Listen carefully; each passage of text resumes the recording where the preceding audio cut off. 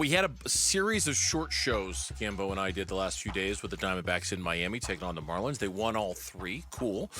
We're back, full show today. And one of the things that happened during those shorter shows that I think we both want to talk about a little bit more was the extension that was given by the Cardinals to Yelda Froholt. And not so much the extension for Yelda Froholt. I mean, congratulations to him. It's awesome. It's great. Always good to give a Viking some extra cash. It was a treasure to find him last year. He was a real find by Monty Austin for.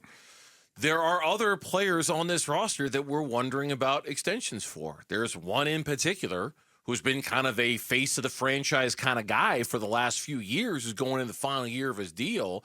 And we're wondering about Budda Baker and whether he's got a contract extension coming to him like Zaven Collins has gotten one and Yelda Froholt got one. I think they're done on the extensions. I think they're probably done on the extensions at this point. Had about $35 million in cap space, and then you couple extensions. You got to save some money for injuries, and so I think that they're done. I don't expect them to give Budda Baker a contract extension. Budda got a contract. He was the highest paid, safety in the league, and as more and more players get passed, he still makes a good salary. I love Budda. You know how much I love Budda. I do. But I do think that they're done with the extensions.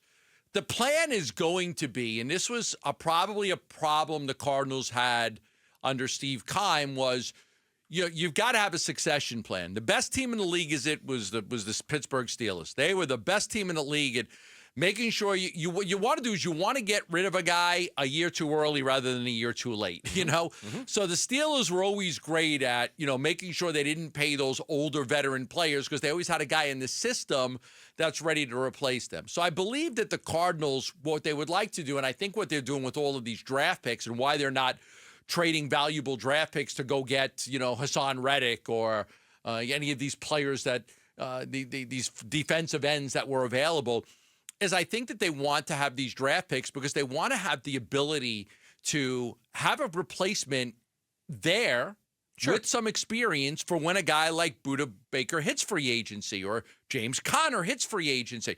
Let's not even take Budda Baker. Let's just take James Conner. Say he doesn't have the typical year. Well, now you've got Trey Benson in his system. Of course, yeah. It's not like you're sitting there like, oh my God, we don't have a running back. Like, you drafted Trey Benson, could possibly replace James Conner. You look at a guy like one of the best rookies through all of training camp on any team has been this Taylor Demerson.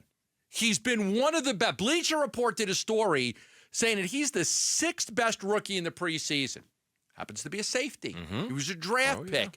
If he plays well, you've got to have some cheap labor. You've got to have some players that are not making a lot of money for your cap. You can't have everybody. You got to have draft picks that pan out because they don't get paid as much as veterans who turn free agency into big money.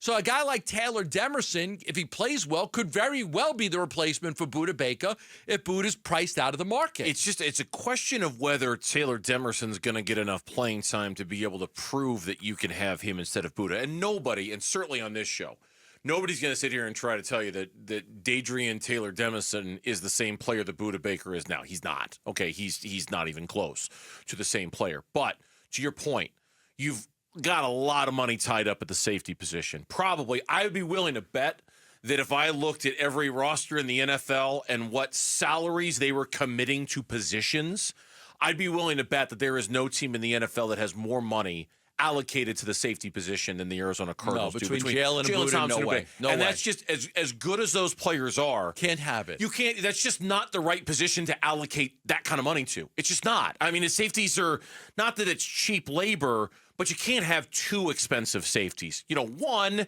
guy who's not making a lot of money, fine.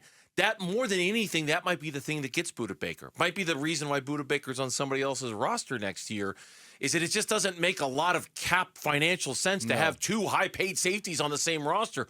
So you draft a Dadrian Taylor Demerson, hoping that he can flash enough this year to make you feel like, now look, there are a lot of fans who are listening to us right now going, I'm not going to root for Budda Baker to not be on the Cardinals. I want Budda to be here. We would all love Budda Baker to continue to be here. But at some point, the best organizations do exactly what you're talking about.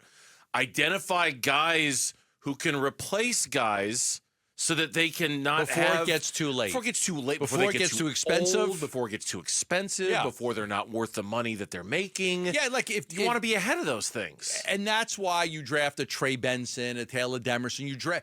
Now, again, I don't think the old regime did a very good job of, and that's why they would always go out and do the one-year deals. Let's go get Terrell Suggs. Let's go get John Abraham. Let's go get Dwight Freeney. Let's go.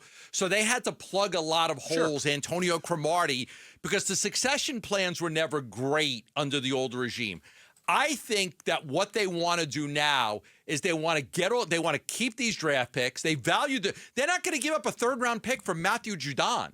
Like, they're not going to give up a third-round. They want that third-round pick because they want to be able to draft a guy that can eventually – look, we all love James Conner. They drafted a running back. Should we be surprised that they drafted a running back high because of Conner's age? We shouldn't be surprised. But that's a good comparison to something that they did just a few years ago. They drafted Paris Johnson Jr. to be the replacement for DJ Humphries. It just happened a little bit sooner than everybody thought it would. Absolutely, and that's exactly the kind of phase-in, phase. Now, you're able to let DJ go with no problem, even though he was injured. For me, the one difference, and I will continue, I'll die on this hill with Hassan Reddick. I think Hassan Reddick is in a little bit of a different category because they do not have an edge rusher at the outside linebacker position. I'm not going to pay him $25 million a year. Okay, but it's not like this is you've got James Conner and Trey Benson's behind him. You've got Budda and Dadrian Taylor Demerson's behind him. You've got BJ Ojularian, who's you don't have an established player at that position. Nope. He's still a guy I would go get. He's still a guy I would go pursue because he's young enough that you're not adding an old player. It's not the draft pick, the money. I think he's a guy. You might disagree. I think he's a guy who's worth it. I think if he's available, I still think he's a guy worth pursuing for the Cardinals because they just don't have that guy on the roster. He's not willing to play for $14 million. So no, you'd have to give him a contract. You'd have to. Yeah, and I don't see them. Listen. They didn't like Ngakoue, okay? Now, the Bears are looking at Ngakoue, but I don't believe the Cardinals have any interest in Ngakoue. Lawson was hurt all the time. The Cardinals had no interest in Lawson. The Cardinals were not going to give him a third-round pick for Matthew Judon when he's basically a rental. And I don't see them paying Hassan $25 million. So I think everybody's out. I think all of these guys are out. I don't expect them to do anything. They haven't done anything. I don't expect them to do anything. So I think that they go in with what they have. But in the future, it's going to be about drafting guys that are able to replace older veterans as they get closer to free agency. Thanks for watching Burns and Gambo. Click to see more from the guys and hit the button in the middle to subscribe so you never miss a video from Arizona sports.